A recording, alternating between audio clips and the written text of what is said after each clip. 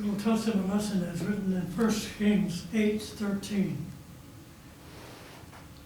I have surely built you an exalted house, and a place for you to dwell in forever.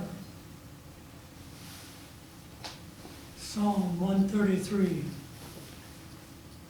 Behold, how good and how pleasant it is for brethren to dwell together in unity.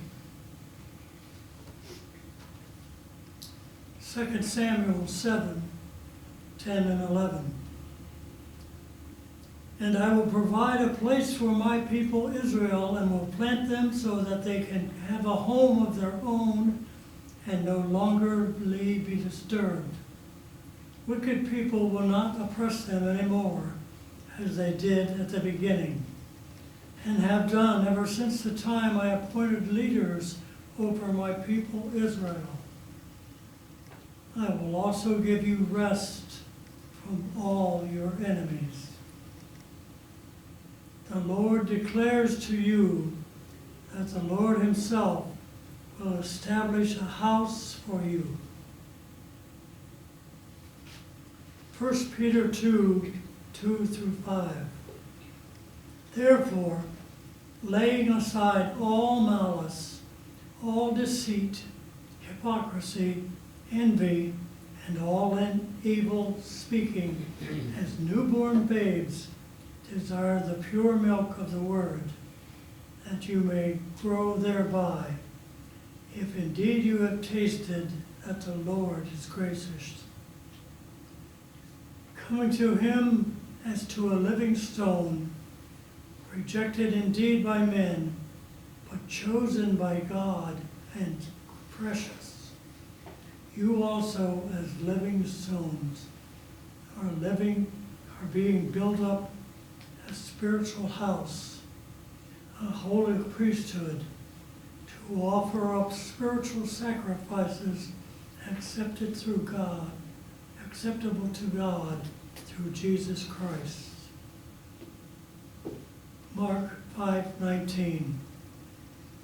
However, Jesus did not permit him, but said to him, Go home to your friends and tell them what great things the Lord has done for you, and how he has compassion on you. Here is the reading of the scriptures for the day.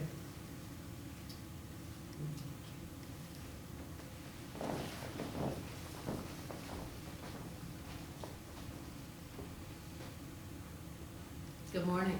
Good morning.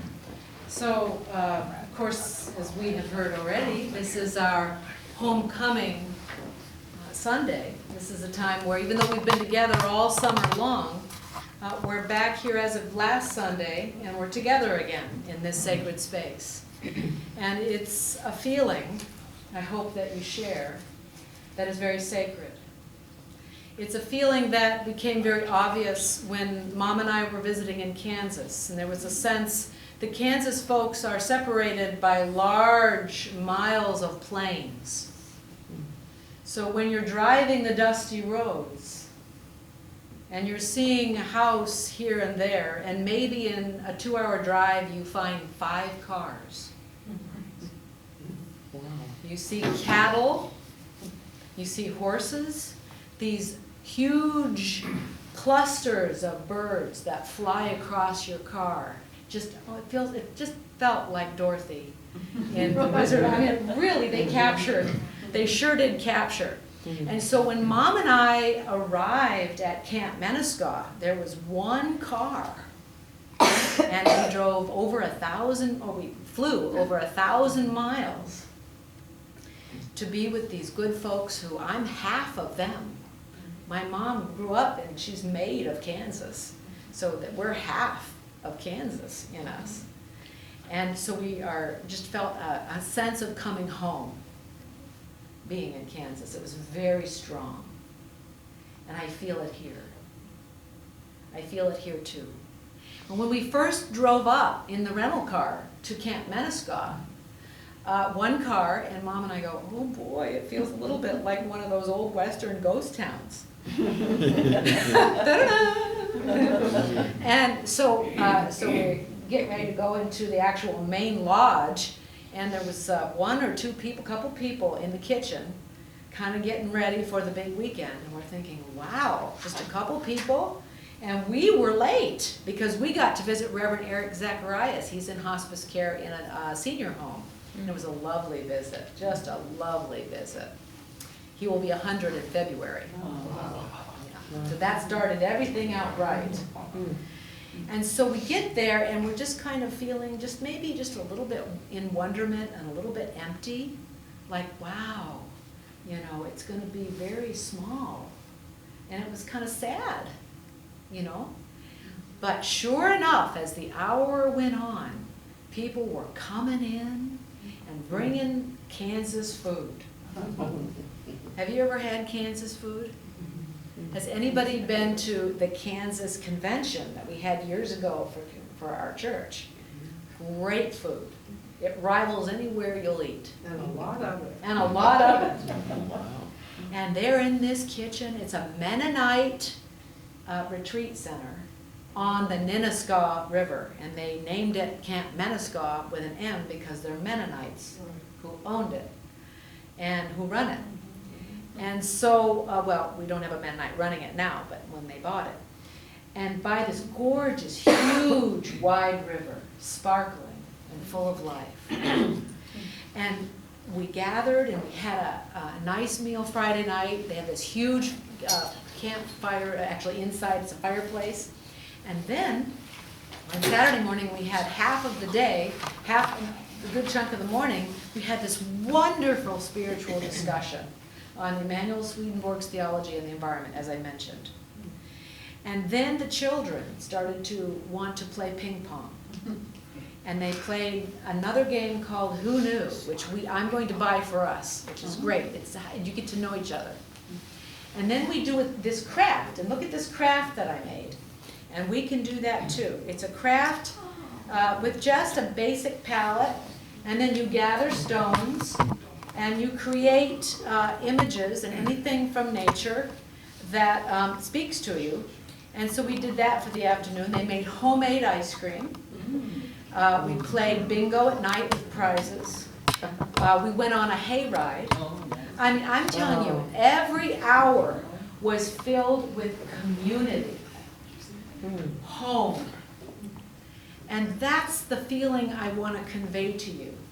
That though our societies are smaller now, the closeness and the depth of thought and reflection were so beautiful to us. And it's such a contrast after the weekend was over, based on our first initial perception of when we first drove in there. We thought, oh, this is kind of a ghost town.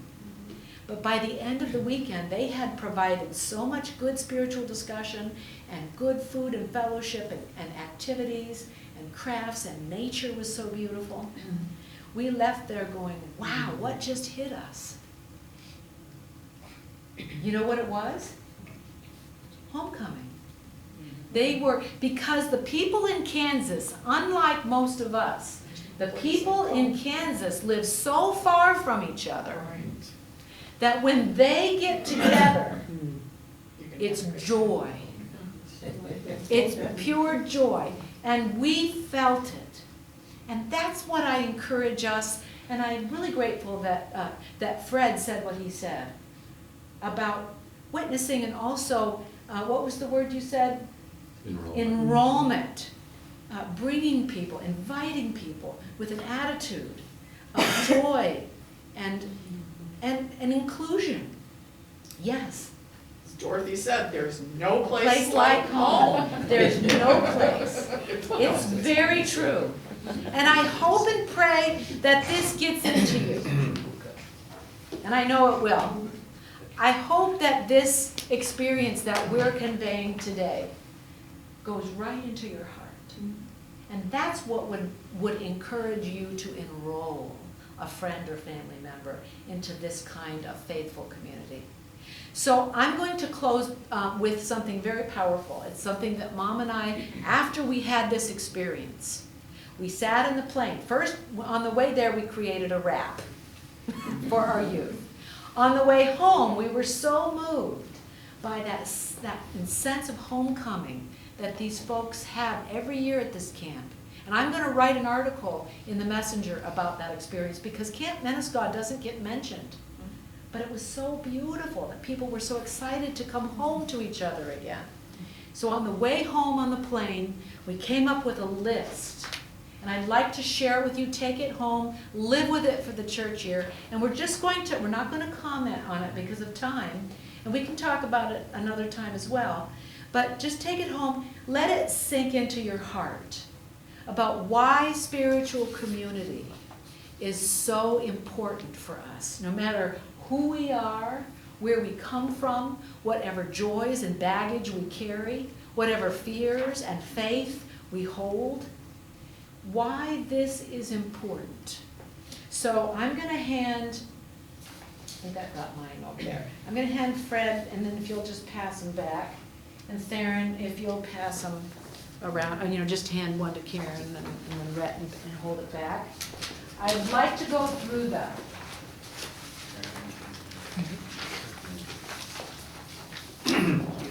And I'm going to start with the first one once you get your paper.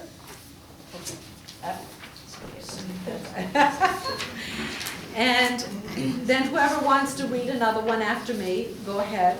And we'll take turns reading. Thank you, Mark. Take turns reading them until we get to the 15th reason.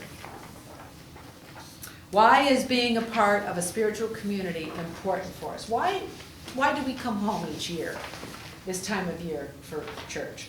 Number one, it's not good to be alone. That's from Genesis 2, chapter 18. Love is not love in isolation. Well, who would like to read number 2? Yeah. We cannot grow to be our best alone. Others' mere responses reveal truth we need to see. Thank you. Number 3. We need the prayers of others. Once a prayer is offered, the effects continues on forever. Number 4. We must learn tolerance and acceptance. We must learn not to judge. Do you experience the temptation to judge? We must learn to forgive. Truth is revealed best in the arms of love with others.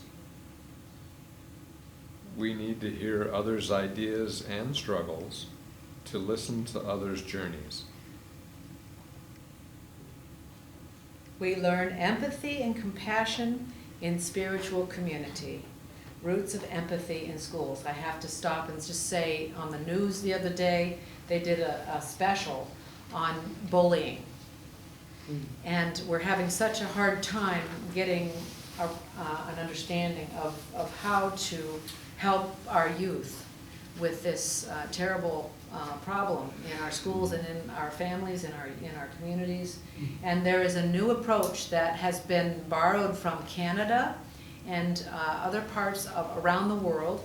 It's called Roots of Empathy, and it has to do with bringing a young baby into a classroom and teaching the children to learn to read the signals of the baby and what the baby's asking for, and then how the teacher and the parent of the baby then bring it back to the children and say, do you ever feel this way? In other words, the mother of the baby said, he loves to just cuddle by himself with me in his room, just the two of us, nice and safe.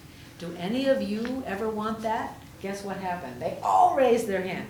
And what happened in this experiment in this classroom in our country that's already worldwide, called Roots of Empathy, is that now their grades are at the top of their particular regions, and there is a 73% increase in peaceful classrooms now due to this Roots of Empathy movement. And it has to do with a little child leading them. That's why we need each other. Okay, now number 10. We must learn to reveal rather than self-conceal. Hide. Thank you. 11. joy is experienced in spiritual community. Number 12. In spiritual community, we receive encouragement. We share celebrations of life. And being in a spiritual community draws us closer to ourselves. And being in the spiritual community draws us closer to God. Thank you. Those are all related. All related. And so we see that, yes, I don't know if there are introverts in this community. Does anybody self-identify as an introvert? No. No? Yeah, sometimes, I yeah. overcame it. You what? I overcame it. You overcame Yeah. it? I say I'm half. You're half. And that's true. Because I want to send the message that being alone and recharging is also very healthy. And it's about balance. And it's about, living in the spaces with God and also with yourself. And that to recharge alone is also very important. And what this is saying is that in order to truly build the eternal home, which is within us, it is a necessary and I would say critical part of that process is all that we gain by being together. So the balance of silence and aloneness, along with community and all that community brings to us. Yes? Well, that's what Jesus taught us by his life example. There were times that he knew he needed to go off by himself to be with the Father. And then there were other times, he chose a pretty large group actually to be with. So. Absolutely. Yes, he sure did. Multitudes. Yeah. Thank you. So keep this with you. Welcome to the new church year. And read this occasionally. And as you journal and as you reflect, because coming here isn't only about what we gain. What else is it? It's about what we can give to others. What we can give. Well, I also thought of Jesus when he took the little child and he said that they were going to lead us, Yeah. and not to overlook children because they have a lot to give and a lot to teach us. And I thank you for that, because at this camp, and also with our Almont camp and our East Coast camps as well, it's the intergenerational interaction. So a part of what we can do is continue to invite our children and the people that are in our life that we might think would benefit from some sort of, and I will always adjust a message. If we have a youth in this group, this youth will be included, and we will learn from that child. Okay, and then we'll close. I'll do it real quick. I want to give a praise report to God that I see happening, because my son has autism. He usually, except for with me, he seems to want to gravitate to me, maybe because I carried him so much when he was a baby, front pack next to me. But he's made a stride. He found a game. We were always trying to encourage him to be involved with us, like, how about doing Scrabble with us? It's too boring, he likes fast-moving things. But I found a few things to do with him, but he has found a new game called Farkle that he loves. And he was even asking us, so I think that is really, that's miraculous. So now we have to make time where we go to him and request that he come and sit with us and be with us. Beautiful. And that's movement. Life Yes. is movement. That is exactly right. All right, well, amen. Amen.